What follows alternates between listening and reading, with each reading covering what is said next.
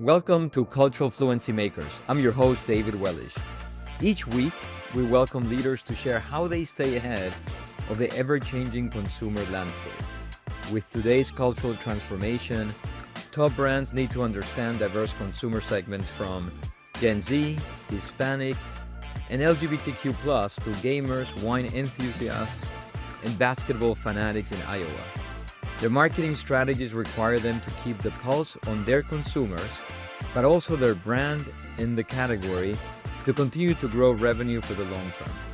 Cultural Fluency Makers is sponsored by Collage Group, the only cultural intelligence engine that provides brand and consumer insights on the why that drives consumer behavior and purchase decisions. Let's get started. And so, Kevin, we've talked about this concept of cultural relevance.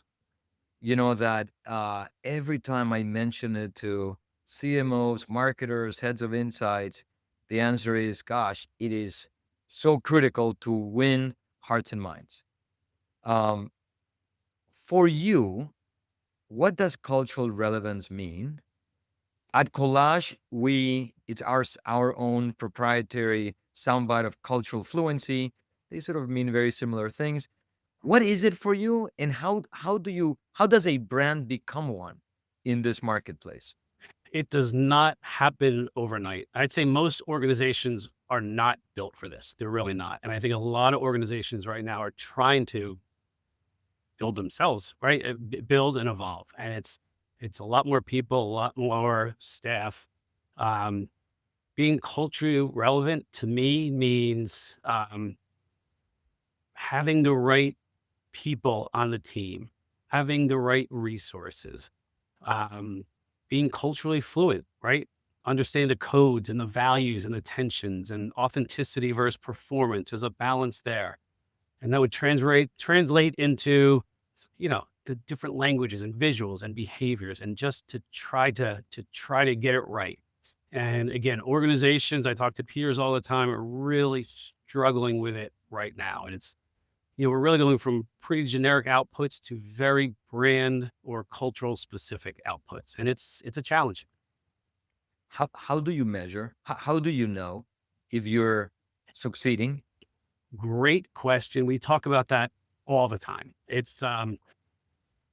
You need your leadership and my leadership above me, I would say myself too, to kind of trust, right? Get the right people on the team and trust. Do we have measurements? Sure. We have ROAS, we have reach and engagement and all the traditional measurements. But boy, there needs to be a trust, right? There's art and science of it, right? The science is the data and the numbers, which we have plenty of, but there's the art part of it too. And you just have to get the right people on the team and just trust that they're doing it correctly.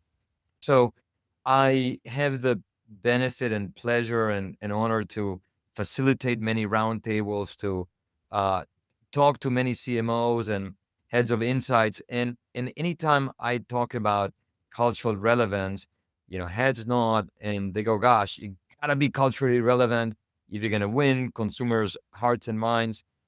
I guess the question is for you, what is cultural relevance? At Collage, we actually, our soundbite is cultural fluency, but it means one and the same.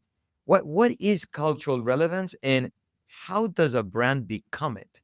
How do you become it? Yeah, I mean, to me, cultural relevance is being able to identify the needs and wants of your consumer subset and having a seat at the table or being a part of that conversation. And I think one of the things that's, very fascinating about the way that the consumer behaves is they very much like to have a more personal relationship with brands. And I think one of the beautiful things about where we're at as Kava is we've developed and we've relaunched a loyalty program a couple times since I've been here.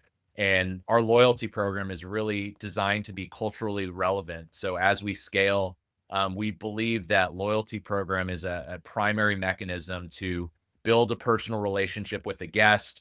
We have 3 different status tiers. So depending on how frequently guests engage with us, there's a sea, sand, and sun status that a member can have. And then I'd also say, through social media has kind of been one of our biggest unlocks as a brand. And as we've grown, our social content has grown with it. And so our team turns consideration into trial and rapidly converts followers into our fans. And so, the volume of people who rave and post and evangelize about our brand organically has just blossomed immensely. And I think a lot of that has to do with just how intentional we are with how we inject our brand into culture and, the types of things that we talk about on our handles. Like you, I've participated and led many roundtables and talked to many CMOs, and cultural relevance spikes up. It's everybody says you gotta be culturally relevant to win hearts and minds of consumers today. Nicole, two questions for you. How do you define cultural relevance? At Collage, we call it cultural fluency, but it's one and the same. There are different definitions, but they're close. And how do you think you become one? So it's interesting, especially the time I've been spending in the B2B world. When you and I first had some of these conversations, it really became interesting to me I used to do a ton of work with culture relevancy that very tied to consumer brands, to your point, like what's happening right now. I remember the rise of nostalgia and how can we use that? What can we do? When I'm in this space, it became, we have our B2B Institute, our think tank, and they were releasing some research, and this term mental availability came up. And I was like, you know what? That's where I see this mix and this crossover between cultural relevancy and fluency and mental availability, because culture moments change. But the idea of mental availability, in my opinion, it's really recall. It's that you are relevant enough that you create a memory. And that's something that we've been really digging into is it's called the first impression rose. It's one of our trends that we came out with. But the idea being, if you're a Bachelor fan, almost always someone who gets a rose on the first night, they almost always make it to the final, right? So if you're thinking about this in my B2B landscape in the cultural relevancy or mental availability stage, when people are ready to buy, 86% start with a day one list in mind of brands. So if you're not on that list on day one, you're never going to be part of that thought. So it's how are we mentally available day one? And on average, people are only having 3 brands on that list. So if you're not ready on that day one list, 92% of people purchase from that day one list. So it's mental availability in the world of all the things that I need to care about on every single day. How are you relevant enough to create recall and to create that memory?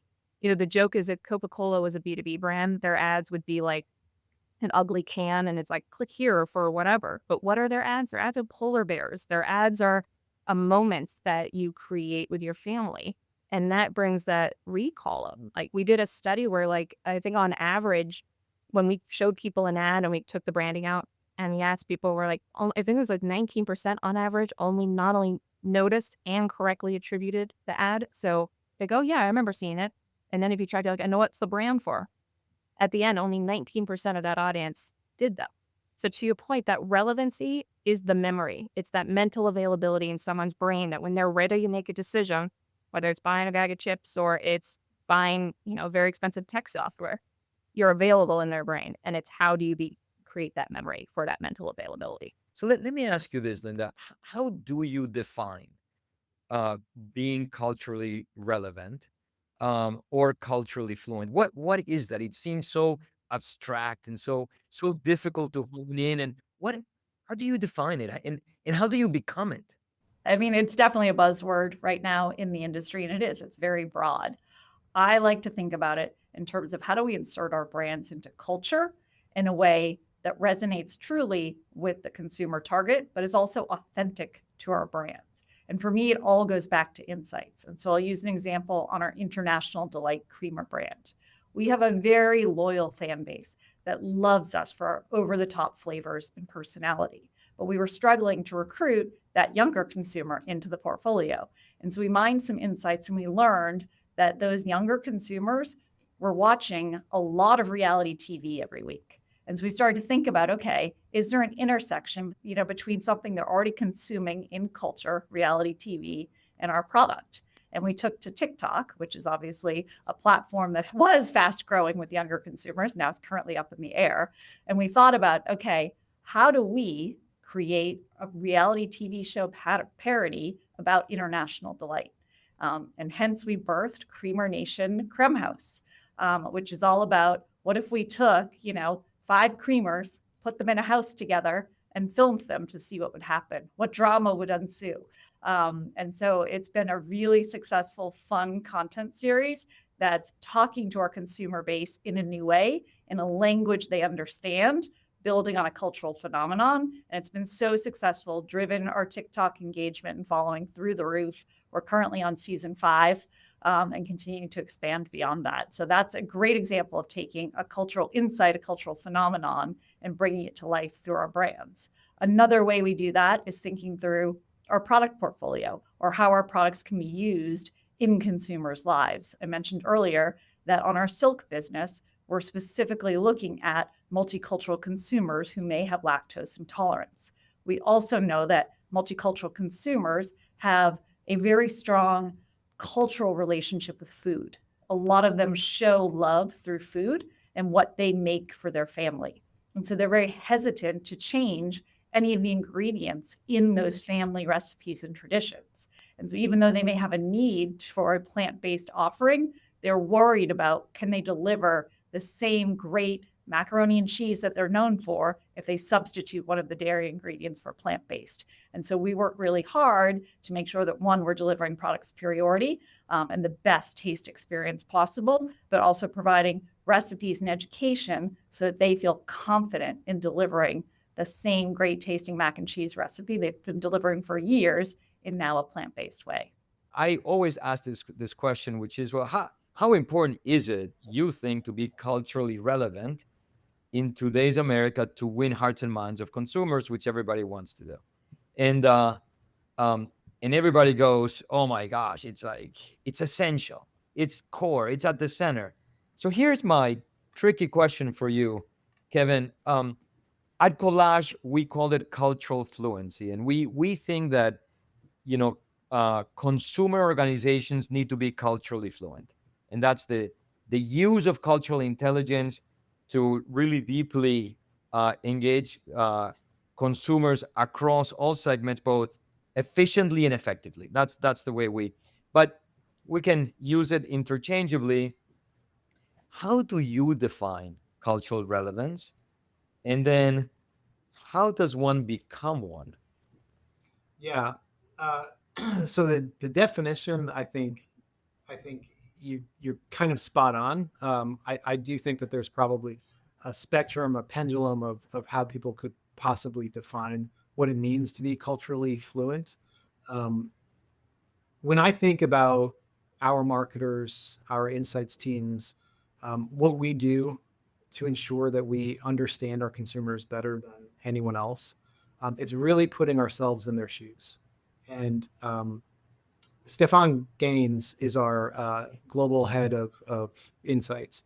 And I think his mantra is to ensure that human centricity, consumer centricity flows through the entire organization.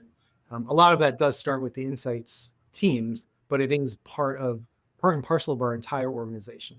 And one of the things that we're very bullish on is ensuring that we act like our consumers, that we put ourselves in our consumer shoes. So that could be as simple as going to the store and shopping as if you're one of our key cohorts. And if I think about Gen Z, young millennial, or I think of low-income consumers, or I think of families with children, putting yourself in that mindset of what it must be like to go shopping as a Gen Z just getting off the ground into their career, and how when they enter the store or they go online to purchase their groceries, like what's in their mindset, understanding how they tick, how they shop, what they're looking for in brands, how they engage with media. Like obviously that's super important for the up and coming generation. But essentially experiencing life like me, shop like me, surf the web like me, experience the totality of life through someone else's eyes, in someone else's shoes, is a really good way, or at least a start, to ensure that that you have the empathy that's needed to develop those insights. And really, empathy is what this game is about: understanding what makes someone tick, why they believe a certain belief, why they shop a certain way, getting really deep into who they are as people, is beyond anything that any data can offer. It's really about the empathy. And so cultural relevance, you would say, is that deep understanding of your consumer. Yeah. And then the how you become one, I guess, start from there. Yeah, I mean, I think that's what I was talking about, is how you start to become empathetic towards your consumer, and your key cohorts, ensuring that you understand what makes them tick. If something is trending online, on social media, whatever platform, understanding why it is, what's the rationale behind it, what is there any rationale behind it, is it just an algorithm driven trend? But really truly getting at the heart of what makes consumers tick, I think, is the beginnings of understanding them, which then in turn helps you understand the broader picture of their world, which is essentially their culture. We're honing into the AI side of the world. We have arrived. So, gosh, as a marketer, as a leader, AI is transforming so much, and there's this as well, the sort of FOMO of, gosh, am I adapting fast enough? Am I leveraging all the opportunities? First, as a leader, how do you deal with this? Yeah, so there's two approaches, right? So you could take the be on the cutting edge of AI and whatever comes out, jump on it, or you could take the hey, there's so much out there, let's take a wait and see approach, in which all this stuff, let's see which one rises to the top and jump on that. So there's two different ways to go. I think AI, from my perspective, my experience, I do try to read a lot on it. It started as like this shiny experiment, the new shiny penny, but it's really started to shift to like the quiet infrastructure, like underneath how modern marketing is starting to run and will continue to run. It is a tool now. It gets really specific, it's still on the cutting edge here. It's still early days, but I do believe it's going to be the foundation of all modern marketing moving forward. Can you say more? What do you mean by that? Like, when you say that, what do you mean? I mean, two very, very different examples, right? On the new product innovation, brand insight side, right? We can now dump and load all of our historical market research studies, all secondary publicly available studies, throw it into this big data lake AI and get the top whatever unmet needs, top 5 unmet needs, right? So the speed and the time with that is not only you have historical learnings, right? Usually foundation to a category or a brand, but then you have the ability to pull in from new resources and new, trends that are happening like this on Reddit or on TikTok or whatever. It pulls that in. That's the kind of the insight behind the scenes side. So that's helping you develop innovation, new products, the insight behind what motivates consumers to buy whatever brand. The other side is, I'm in a marketing agency right now, there's AI videos and AI creation of advertisements and, shorts and everything like that. It can be done very, very quickly and easily. We are still getting into that area, but boy, just play around yourself on Sora or some of those, and you can create an ad of my dog just jumping on a trampoline, pretty easily. So it is going to evolve, and I think it's going to allow us to get things out the door quicker, faster, and better quality. We're not there yet. We just try to do some animatics with AI, and we struggled a little bit. It's still that creepy look, the creepy face where it truly look fake. But I think for simple creative without humans, I think it's there and it will continue to get better. Can we talk about AI? How could we not? Yeah, let's do it. What is your take? it is impacting every industry, almost every function so rapidly. How is it impacting your marketing world, your insights world, and how do you see it evolving? Yeah, I think first and foremost, there's still a lot unknown. And I think the way that the technology is rapidly advancing and scaling is unlike any type of technological advancement I feel like I've seen in my lifetime. And, one of the things that we say at Kava just about, let me separate AI for a second, but just technology, is we truly feel like technology will enhance, not replace the human experience and the human interaction. And so that's really the way that at Kava we're really looking at AI is, are there processes or things that we can streamline from a team member and or guest experience standpoint? Are there things that we can look at with complex data sets that would normally take a lot of time milling over in Excel? So, we're really trying to figure out what types of team member productivity tools can help enhance just the overall experience or help streamline it.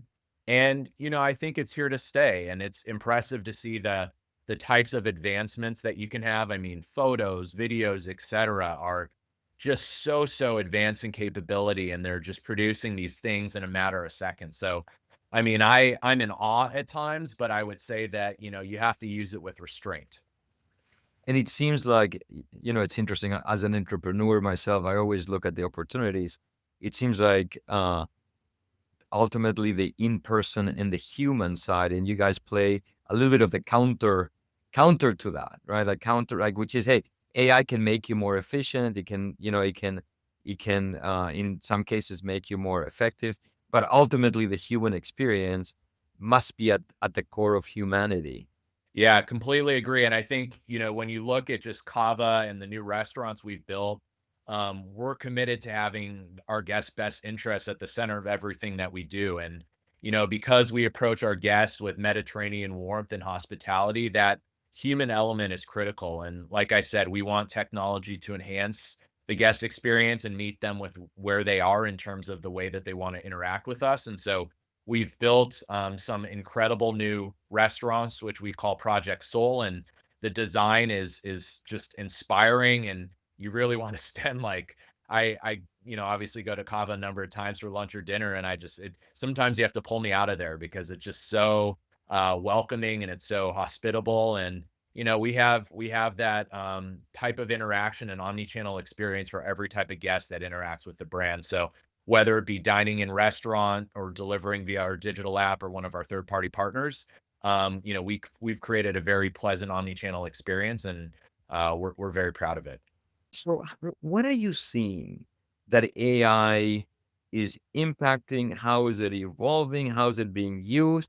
Where are the, maybe the guardrails? Yeah, just give us you're in such an amazing seat. Sure. Well, I think one thing to keep in mind is we, as I'm sure all major companies, have been using AI for years. It's not new. It's how people are interacting with it that's new, and also new technology that is unlocking ways that we're thinking about doing business differently. So one thing that we're excited about is, LinkedIn. Everyone thinks of it different, like how they use it, right? There's the LinkedIn we all use, the platform every day. There's the people who are in sales who might use our sales navigator. There's people who are in talent who use the recruiter. People who are in marketing who are using the advertising platform. There's a lot of information out there. So what we're excited about is AI on the back end connecting some of that data. But what we're also really excited about is the agentic future that is AI. So you've probably already seen in the news that there are things that we're launching, like agents for helping with job searching. There's, agents like even today you can use it to help write posts. In the marketing world, there's ways that people who maybe don't have budgets for agencies or internal support, there's things that they can use that help them bring a campaign to life. So some of it is being able to access data and information that maybe you wouldn't have been able to before because you didn't have the budget, you didn't have the people, you didn't have the time. And it's harnessing that to help make decisions faster, to help make campaigns work better. So that's where we're pretty excited, is on the agentic side. And there's a whole lot else that's going on behind the scenes that I don't know as much about. And then my team obviously uses quite a bit, trying to find efficient ways for coding, trying to find efficient ways for interacting with some of our data sets as well. So interesting. In some ways, you're right that you've got AI from a data perspective, and then the agentic AI is sort of the super transformational, I think, component of the entire thing. And it seems like we are pretty early, in that. Where would you say, chapter wise? Are we in chapter one, chapter two, chapter, like, what's your take? I wish I can remember the quote, but I feel like we are still so early, because every single time there's a new unlock, it unlocks 10 million more things. So I think it isn't linear, is the issue with AI, is because every time there's a breakthrough, it uncovers 10 more possibilities. It's not like, oh, let me link from A to B. It's let me link from A to the entire alphabet, because now I can see different ways of approaching it. So I think we're still early, even though AI has been around for years. Just most people have talked about it. But I think it's almost not necessarily how early we are in the tracker. I think it's how fast we're going to be going through the trackers. We're going to be seeing a massive uptick in the speed of change compared to what we've seen in the past. So I think that's what's interesting to think about. So Linda, we do a bunch of testing, a bunch of ad testing and brand testing. So we call that phenomena halo effect.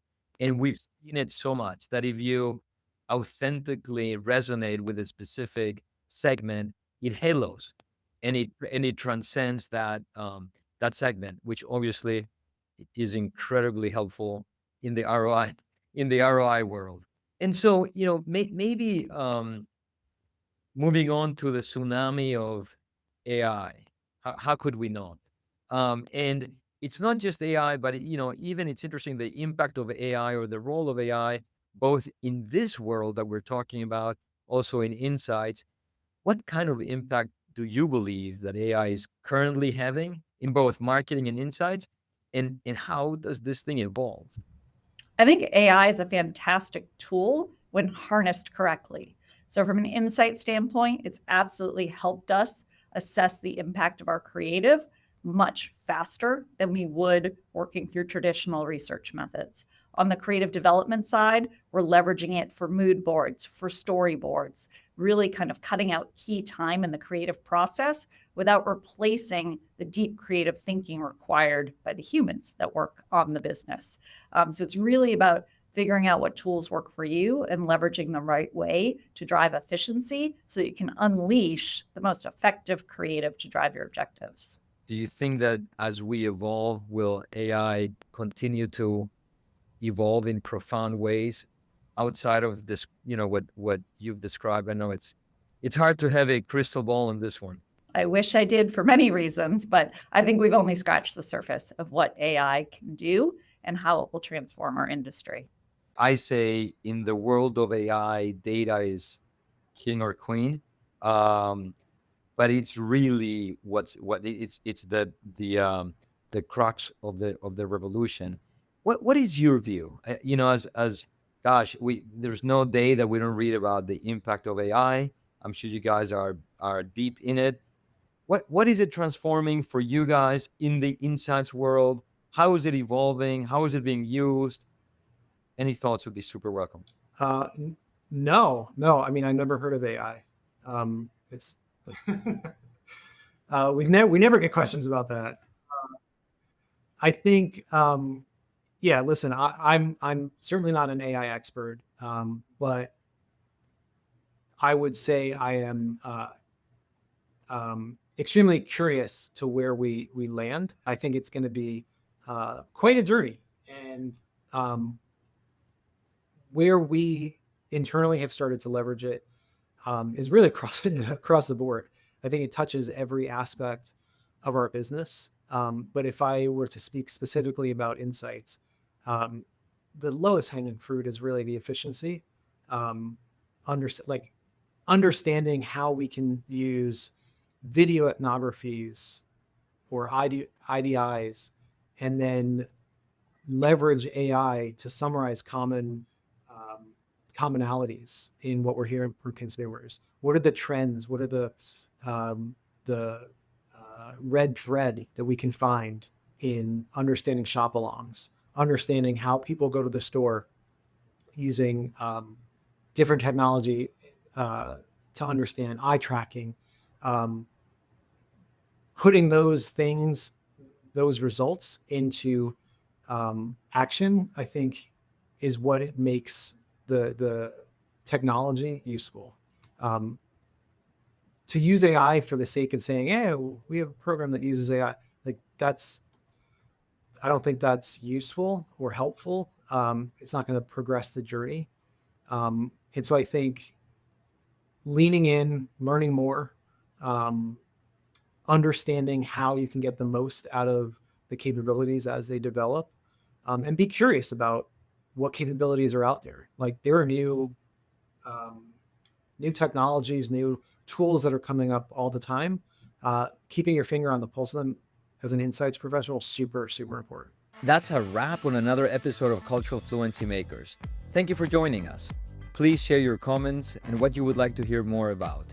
Be as specific as possible. For show notes and more, please visit culturalfluencymakers.com. This show is proudly sponsored by Collage Group, unleashing the power of cultural intelligence to fuel brand growth.